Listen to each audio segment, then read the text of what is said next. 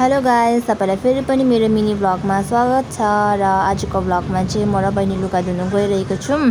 So आज चाहिँ हाम्रो अफ पनि थियो, त्यही भएर लुगाहरू धुने भन्ने सल्लाह गरेर चाहिँ हामी दुईजना चाहिँ लुगा धुन आएको छौं माथि टेरेसमा। सो म चाहिँ भिडियो सुट गर्दैछु, बहिनीले चाहिँ सबै लुगाहरू हाल्दैछ हो। अन्त यो दुईटा बेडसिट चाहिँ म र उसको एकैवटा हो। अन्त यहाँनिर भएको सबै लुगा चाहिँ मेरो हो। अन्त पहिला चाहिँ हामी लुगा धुने भनेर चाहिँ फर्स्ट चाहिँ लुगा धुन्छु, अन्त अर्को मसिनमा चाहिँ हामी ब्ल्याङ्केट धुन्छु। सो गाइज माथि चाहिँ एकदमै गरम भइरहेको थियो, 41 डिग्री सेल्सियस थियो आजको दिनमा चाहिँ हो। सो हाम्रो यहाँनिर लुगा चाहिँ धुलिँदैछ हो।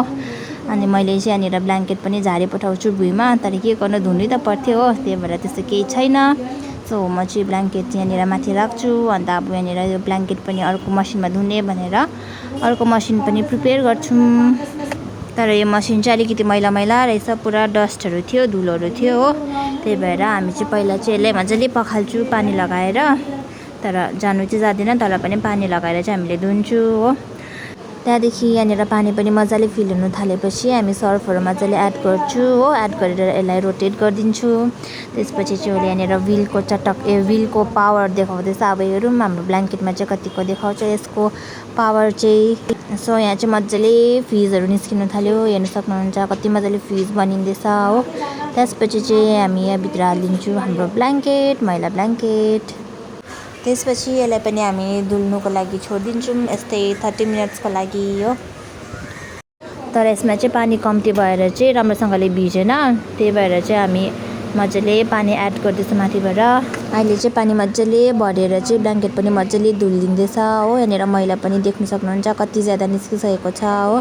सो यहाँनिर चाहिँ अर्को साथी पनि आएछ लुगा धुनु, तर दुइटै मसिन इङ्गेज भएको कारणले गर्दाखेरि चाहिँ ऊ चाहिँ हामीलाई वेट गर्छ। हाम्रो लुगाहरू त धुलिँदैछ, तर हामीले चाहिँ अल्छी भइरहेको थियो, यस्तो गरममा यस्तो टन घाम लागिरहेको थियो हो। त्यही भएर चाहिँ के गरौँ भएर चाहिँ टाइम पासको लागि हामी एन्टरटेन गर्छौँ, त्यतिकै भिडियो बनाउँछु, नाचेकोहरू फन्नी भिडियो बनाउँछु। घाम चाहिँ यस्तो डरलाग्दो लागिरहेको थियो, के गर्नु एकदम हावा पनि तातो आइरहेको थियो। तर के गर्नु लुगा त धुनै पर्थ्यो हो। 41 डिग्री भइरहेको थियो त्यति बेला चाहिँ। सो एकछिन लुगाहरू धुलिसकेपछि चाहिँ हामी यसलाई ड्रेन गर्नको लागि छोडिदिन्छु दुईटै मसिनबाट पानी हो। सो मलाई चाहिँ ब्ल्याङ्केटको पानी खेलाउँछु, किनभने मलाई चाहिँ पुरा गरम भइरहेको थियो नि त मेरो हातमा। सो म चाहिँ यतिकै मैला पानी खेल्दैछु, मलाई मैले चाहिँ नसम्झिनु होला हो। तर पुरा गरम भइरहेको थियो नि त, त्यही भएर हात भिजाउनको लागि चाहिँ म चाहिँ पानी खेल्दैछु। सो ब्ल्याङ्केटको पानी चाहिँ मजाले ड्रेन भइसकेर फेरि हामी सर्फहरू एड गरेर यसलाई धुन्छु, किनभने राम्रोसँगले ब्ल्याङ्केट धुएको थिएन, धुलेको थिएन हो।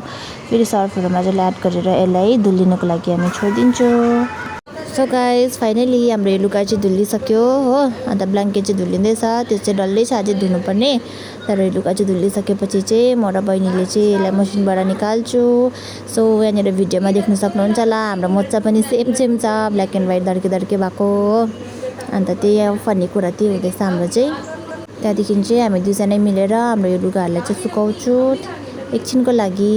सो गाइज यति बेला चाहिँ ब्ल्याङ्केट पनि धुलिसकेको थियो हो। तर हाम्रोमा चाहिँ एउटा एनर्जी थिएन, घामले सबै हाम्रो एनर्जी लगिसकेको थियो। दुईजनाले नसकी यसलाई हामी बाल्टीमा हाल्छु हो। त्यसपछि चाहिँ हामी जान्छु सुकाउनु, किनभने यहाँ चाहिँ सुकाउँदिन हामी, किनभने चोरी हुन्छ त्यही हो हस्टेलमा। त्यही भएर उठाएको लुगाहरू पनि सबै सुकाएको लुगाहरू पनि सबै हामी उठाएर लान्छु। सो गाइज आजको दिन चाहिँ हाम्रो एकदमै प्रोडक्टिभ भयो हो। सो हामी चाहिँ अब जान्छु, लुगाहरू चाहिँ हामी तल नै सुकाउँछु। सो गाइज अब चाहिँ हामी ब्ल्याङ्केटहरू सुकाएको लुगाहरू चाहिँ सुकाइसकेको छौँ। सो अब चाहिँ हामी यहाँनिर ब्ल्याङ्केटहरू सुकाउँदैछु। ब्ल्याङ्केटबाट पानीहरू निस्किँदैछ, हामीले राम्रोसँगले निचारेको थिएन नि त। तर यो केही हुँदैन, अहिले भरेसम्म यो सुक्छ। यस्तो घाम चाहिँ यस्तो डरलाग्दो छ कि यतिकै चिसै लुगा त्यतिकै सुकायो भने पनि भरेसम्म चाहिँ सुकिन्छ लुगा। सो गाइज म चाहिँ आउनु बित्तिकै पानी खान्छु, मलाई चाहिँ पुरा तिर्खा लागिरहेको थियो र चाहिँ म चाहिँ आउनु बित्तिकै पानी खान्छु हो। यहाँनिर हाम्रो खुट्टाहरू पनि हेर्न सक्नुहुन्छ, त्यो गरमले नसाहरू फुल्लिन्छ नि त होइन। अनि दुईजनाकै खुट्टा यस्तो भइरहेको छ, फुल्लिरहेको छ नसाहरू हो। सो गाइज आजको डे चाहिँ हाम्रो एकदमै प्रोडक्टिभ भयो हो।